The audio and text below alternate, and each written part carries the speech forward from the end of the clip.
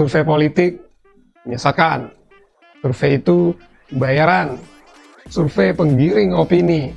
Survei hasilnya bisa dipesan. Survei global saja.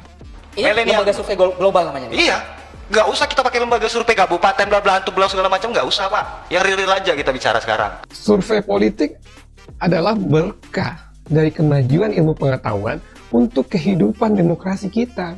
Ada oknum lembaga survei yang nakal.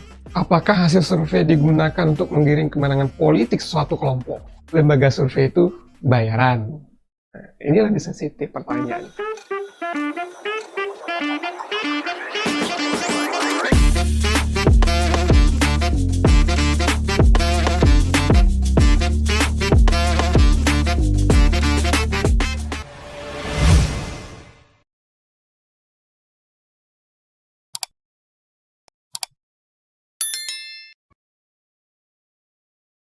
Assalamualaikum warahmatullahi wabarakatuh. Anda mungkin pernah mendengar nada sumbang berikut ini. Survei politik menyesatkan. Survei itu bayaran. Survei penggiring opini. Survei hasilnya bisa dipesan. Survei global saja. Ini lembaga survei global namanya. Iya, nggak usah kita pakai lembaga survei kabupaten bla bla segala macam, nggak usah pak. Yang real aja kita bicara sekarang. Sebagai pendiri dan peneliti dari sebuah lembaga survei, saya sendiri sudah tidak asing mendengar bahkan menerima respon seperti itu. Bagi saya pribadi, sepertinya para praktisi survei politik memiliki PR yang sangat besar dalam mengedukasi banyak pihak dalam merespon survei politik. Bahkan, mengedukasi oknum elit politik itu sendiri yang terkadang mengeluarkan jurus mabuknya ketika hasil survei dianggap merugikannya secara persepsi politik. Survei politik adalah berkah dari kemajuan ilmu pengetahuan untuk kehidupan demokrasi kita. Demokrasi yang kita yakini, di mana elit politik dan penguasa harusnya mendengar aspirasi dan harapan rakyat, akan terbantu dengan adanya survei opini publik atau survei politik. Dengan adanya survei politik, kondisi, harapan, dan aspirasi empiris rakyat bisa di-capture dan dilihat oleh elit politik dan penguasa. Alangkah indahnya jika survei politik kita kuliti tentang teknis pengerjaannya, seperti apa pengambilan sampel, metodologi yang dijalankan, hingga quality controlnya. Sebab ini adalah pekerjaan ilmiah dan teknikal. Harapan dan aspirasi bisa diresap dengan data, bukan otak, dan dapat dipertanggungjawabkan. Jika itu kita biasakan, kita serasa sedang berdialektika di bawah atap ilmu pengetahuan. Bukankah hingga saat ini, dari generasi ke generasi, kita terus berbondong-bondong mencari ilmu pengetahuan hingga jenjang pendidikan yang tinggi. Lalu, kenapa kita saling menyaksikan ilmu pengetahuan itu sendiri dengan hujatan-hujatan yang tidak substantif? Menguji sebuah hasil survei itu bisa kok dilakukan kalau apakah pengambilannya tepat, sahih sesuai metodologi, dan proses di lapangannya jujur dan patuh sesuai prosedur, maka hasilnya akan sama atau tidak berbeda dengan realitas.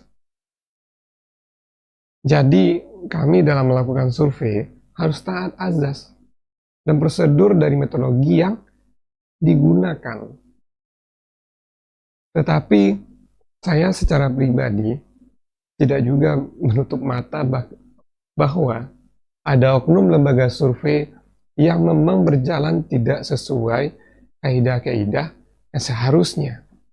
Memang ada oknum lembaga survei yang nakal. Disinilah pentingnya asosiasi survei.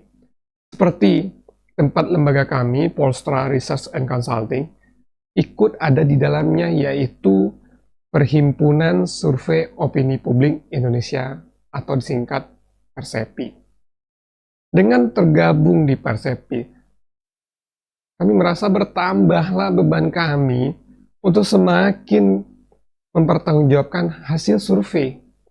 Sebab suatu waktu hasil survei kami bisa dibedah oleh pakar-pakar kompeten yang bernaung di Persepi.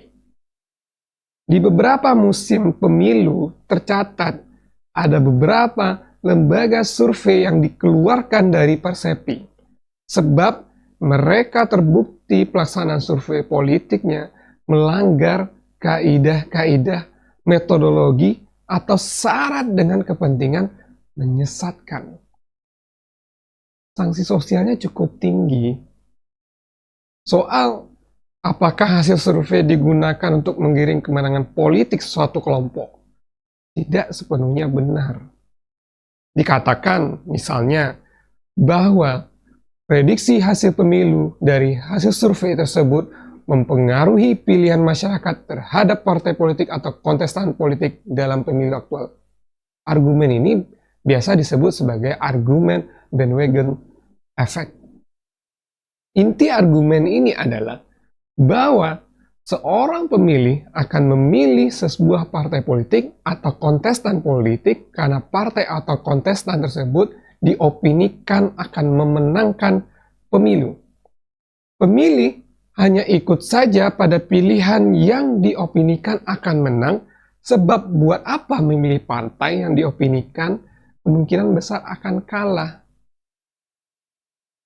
Dalam studi sistematis tentang perilaku milih, termasuk yang menggunakan metode eksperimental, tidak ada hasil konklusif sejauh mana bandwagon effect ini betul-betul bekerja.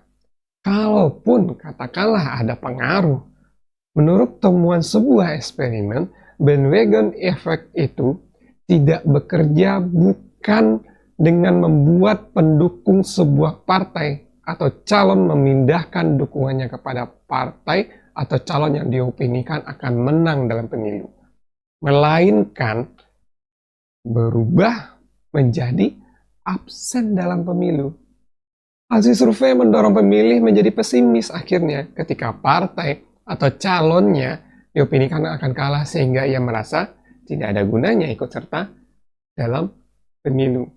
Di lain sisi, ada studi sistematik dan eksperimental yang menunjukkan dampak malah sebaliknya, yaitu underdog effect. Informasi hasil survei tentang pemilih sebelum pemilu akhirnya mendorong pemilih untuk bersimpati pada yang diopinikan akan kalah, sehingga partai atau calon tersebut kemudian mendapatkan dukungan dan akhirnya partai atau calon tersebut menang dalam pemilu. Jadi sebalikan dari bandwagon effect. Argumen bandwagon effect dan underdog effect ini jelas saling bertentangan dan membutuhkan studi empiris lebih lanjut untuk menunjukkan argumen mana yang lebih meyakinkan. Namun demikian, kedua efek tersebut mungkin terjadi pada pemilih kita, sehingga hasil akhirnya kemudian saling meniadakan. Dan dampak publikasi hasil survei pemilih sebelum pemilu terhadap pilihan politik pada hari pemilu kemudian menjadi signifikan. Apakah lembaga survei itu bayaran? Nah, ini lebih sensitif pertanyaan. Semuanya butuh biaya, setuju ya? Termasuk kegiatan riset seperti survei politik.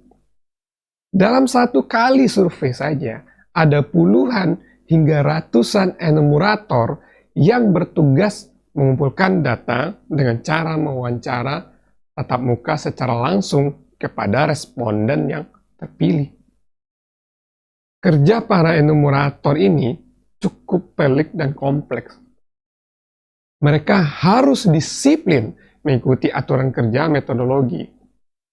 Responden yang mereka kunjungi bukan mereka yang menentukan, tapi metodologi. Satu data saja mereka salah menjalankan. Enumerator atau surveyor tersebut wajib mengulang kembali.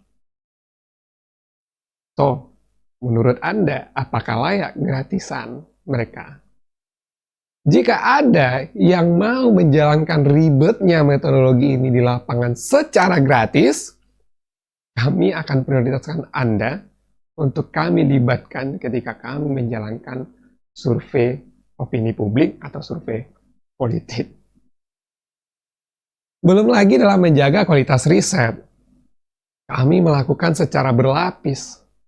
Ada 30% dari sampel kami menurunkan spot checker yang bertugas memastikan secara random apakah enumerator atau surveyor dalam mengumpulkan data telah menjalankan metodologi secara benar. Ditambah lagi, ada lebih kurang 50% dari total sampel dilakukan phone check via telepon guna memastikan enumerator atau surveyor bekerja sesuai kaidah. Satu kali riset melibatkan banyak orang dan butuh biaya tentunya. Kesimpulannya, survei itu dibayar. Tetapi tidak bisa dibayar dan tidak ada gunanya hasil survei dibayar untuk diubah hasilnya, itu yang tidak dibolehkan. Semoga kita senantiasa dalam lindungan Allah Subhanahu wa Ta'ala dan selalu berada dalam jalan pikiran yang benar dalam merespon kontestasi politik. Sampai jumpa. Assalamualaikum warahmatullahi wabarakatuh.